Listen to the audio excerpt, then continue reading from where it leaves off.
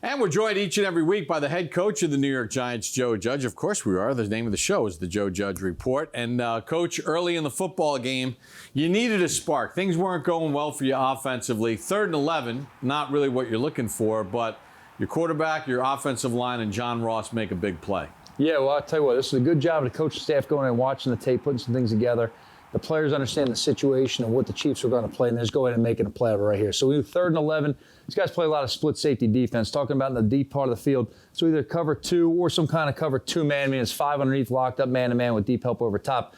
And really the key in this one right here was, can we buy enough time and protection?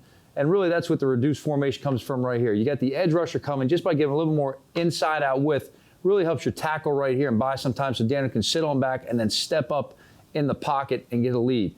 Now, we're looking for specifically a certain player on their team, 49 Sorensen, and he gave up a similar play right here against the Bills to Diggs through the middle of the field, and we thought it was an opportunity with John Ross to go ahead and get this thing stretched down the field and take advantage. So, again, the situation came up, it was 3rd and long, needed a spark, really want to get a shot going down the field and take advantage of what we got, and it just so worked out pre-snap. You know, Dan did a really good job of recognizing what the coverage was by the pre-snap alignment. They didn't really disguise it too much. They were playing over top, and then seeing it right here, Daniel does a really good job of, first off, getting back, really reading the safeties and confirming it's the coverage post-snap that he thought it was pre-snap.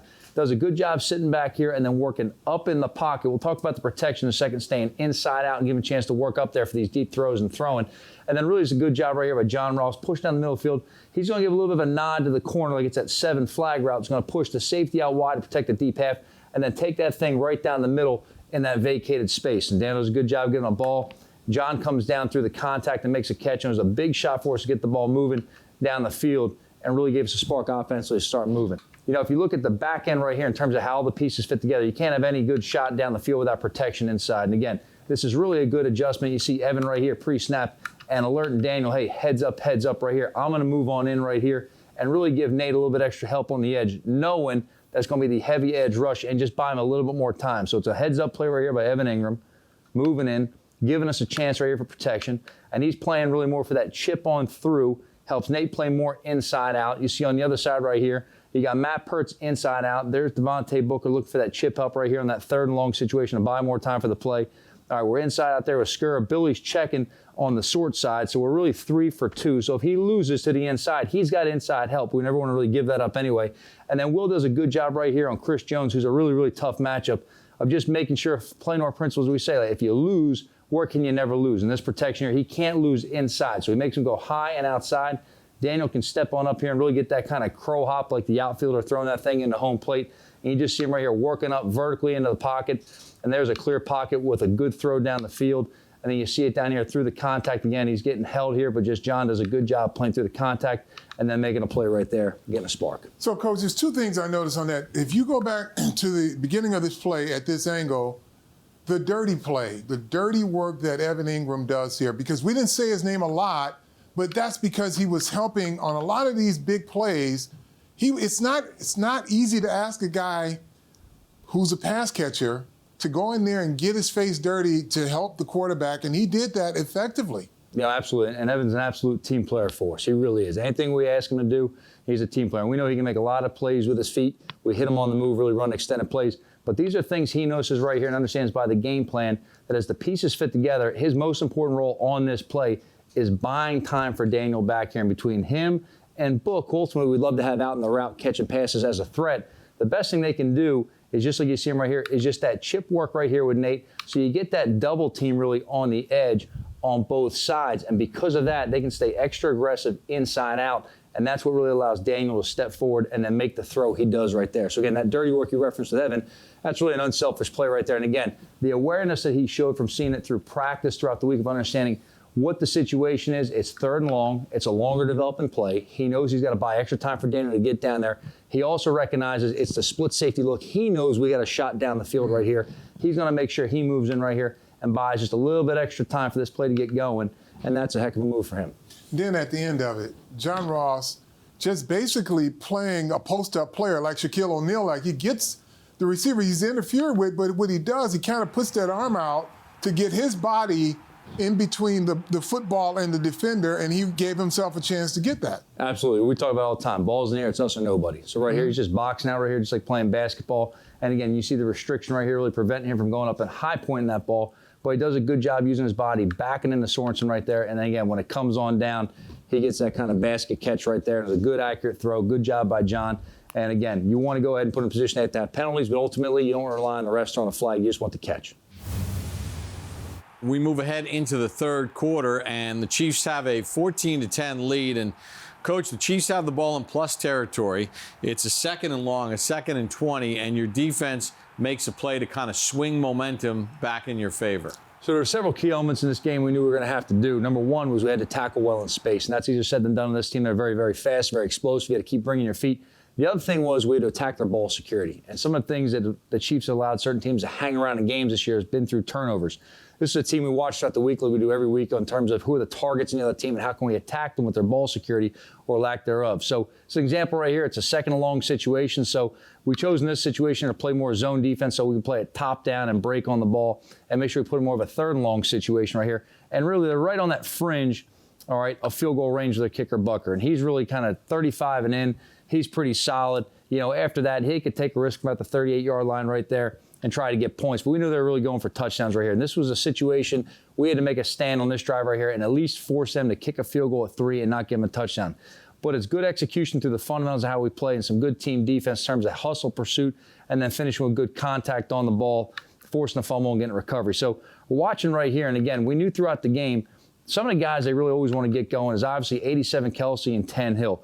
And Kelsey was a guy in these situations, it gets a little bit longer. They love hitting him underneath in some way, shape, or form, and they can catch him over the middle where it's in a direct eye line, all right, of Mahomes, where he can catch it and then go ahead and get vertical. He does a really good job. They package it different ways. They move to it different ways, and our guys did a good job of recognizing it. So as he breaks right here and catches it over top, you see instantly once that ball's coming out, you got a lot of white jerseys breaking into that ball right now from all directions. And what's going to happen is we talk all the time about tackling in space and playing to where your leverage is. So as you look on this shot right here and it turns over, Julian Love knows he's the outside force player in this one right here. Logan's coming on the inside, and that's going to be a vice tackle for us, meaning as we hit the guy at the same time, we need a man on each hip to secure that and not get split going through the middle.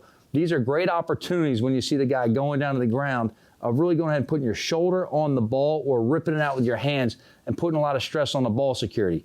That's a good job right here of Jules and Logan, all right, putting stress on the contact point right there.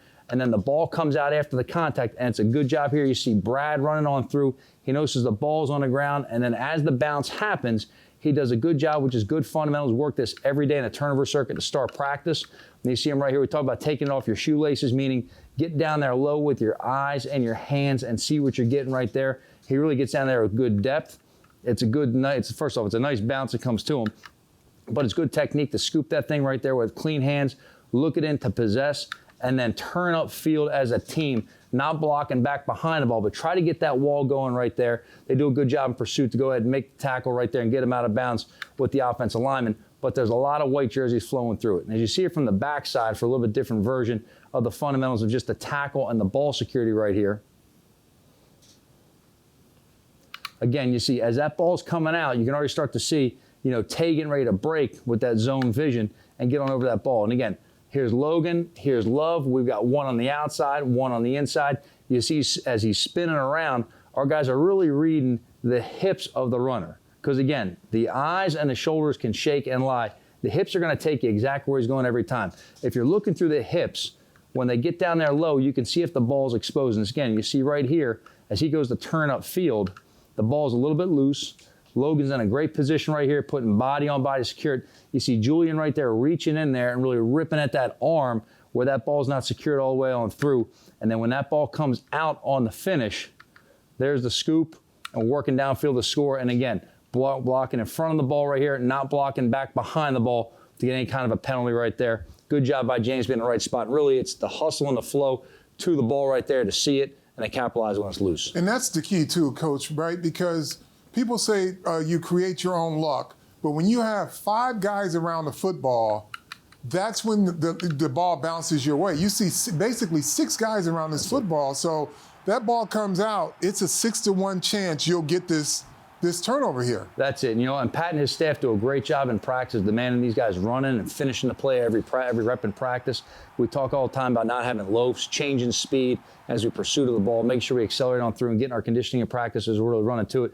But you said, right when that ball's thrown, again, you've got 6 sets of eyes that you can see on this screen breaking at them right there. So when the ball comes out, now it gets tipped out this way that Brad can scoop it. But if it comes out either which way, we've got multiple guys that are at that point. They can go ahead and capitalize and finish on that play. But what we're looking for is gang tackles, team defense, and good finish on the play. Early in the fourth quarter, the Giants get their first lead of the football game after the Bradbury fumble recovery. And, Coach, you go on this wonderful drive. You didn't have to convert a third down until this play that got you in the end zone. So it was a very efficient drive getting into the scoring area. Yeah, so we talk all the time about sudden change. We got the turnover, that sudden change, offense goes on the field, and at that point, you've got to make sure that you finish the drive. Talk complementary football all the time, whether it's offense, the special teams, the defense, or it's just defense creating turnover and offense going out there and capitalizing on good field position. The offense did a nice job right here, moving the ball down the field, and really it comes down to this right here is just really winning one-on-one matchups. And the red area is an area of the field where everything happens a whole lot quicker. There's not as much space. All right, there's more defenders in that area. You got to get the ball out faster as a quarterback. You've got to make sure that you're more accurate with the passes. Things just happen faster. This really comes down to the one-on-one matchups. And really what you see right here is based on the formation, the alignments, and how they're matching it, Daniel knows right now that this is going to be man defense. And they're a heavy man defensive team anyway in the low red area. But this is really right here. It's post safety man in the low red. So all he's really reading right here is as quick as he can break and react. And he's really the inside help at this point right here. Now, we talked on the first play we showed today about Evan and how he was real unselfish and how he really executed to give us the shot down the field. Now it's his time right here that he can win a one-on-one matchup and go ahead and get the ball in the end zone himself. It's a nice job right here. We're going to start with Evan just in the technique of the route. And all he's going to work right here is just a little option out on the outside. Now, he's got outside leverage by a defender, and the reason being is there's that middle field safety. He's really trying to capture right here Evan's outside and knowing his help's inside, and they're trying to funnel this together that as he reads Daniel's eyes, if Daniel's eyes bring him over here, he's got outside squeeze. He's going to break aggressively. And if we throw that little slant in there right there, he should be there to break it up, intercept it, or at least hit and disrupt that play right there. So it's a nice job of Evan right here. Coming off. All right, he's got to capture the outside of Sorensen who's covering right here. He gets vertical. He freezes his feet. And now he's got to win the outside as quickly as possible, but then he can't drift up the field and allow him to get undercut because then the ball's got to go through him right there. He wants to make his break, flatten out, and Daniel's got to throw an accurate pass that he can just catch this thing and turn up into the end zone. It's a nice job by Evan coming off of freezing Sorensen's feet. He's going to work away from his help. He's going to defeat his leverage, and it's all about man for defense, winning your leverage, and offense, defeating leverage and protecting the leverage with the route and the break out of it, not to get undercut right here. So it's a nice job right here. Evan hitting it, flattens out, and the ball's out right away. Evan's eyes are back. You see how fast things happen in the red area. There's the catch, and then he carries it across right there for the score. It's a nice job right there. And again, you can just see Daniel, how he gets his feet set and how fast it's coming out. At this point, as quickly as it's happening, he identifies what the defense is, where the help is, where the matchups are that he likes. And as soon as he can get the ball out of his hand, you see him just right here. Just a quick, good decision by Daniel. Boom, he's throwing away from the help. Ball's out just as Evan's breaking. Nice, accurate pass. You can catch it in stride, and that's going to finish out right there as a touchdown. And then we'll go to the back end right here and kind of see it all plugged together. And again, no good skill play happens without good execution by the offensive line. And again, this is going to be more of a quick game pass. It's going to happen a lot faster in here. Some of the things these guys have to be alert for is not only the protection aspect, but keeping the hands down of the defensive lineman, because the proximity of throws, a lot of times these balls are disrupted not by the DBs, but by the rushers coming right here with their hands up. That you have to throw these through these angles, and it's a little bit more, disrupting than just a DB breaking on the ball. You watch right here, the offensive line setting quickly on him. You see Nate right there riding Clark on by, giving an angle right there. You see Will on Jones as Will sets. Chris kind of stays on back, and then Will mirrors him right there that in case his hands go up, he can be in position to go ahead and attack. Daniel throws outside right there, right over it. You see on the other side again, that's that short side force right there, where we're three guys over there working together. Count for the three rush. See Billy checks the middle linebacker right there. He doesn't come, so his eyes work outside right there. And now we're working the guard and the tackle one-on-one. Book checks, he gets out right there in the check down. But again, it's about quick execution, an accurate throw, a good route, and then finishing with good fundamentals of a catch, and then getting it across right there, in the end zone for a touchdown. Coach, we appreciate the time. Good luck this week. Appreciate it, guys.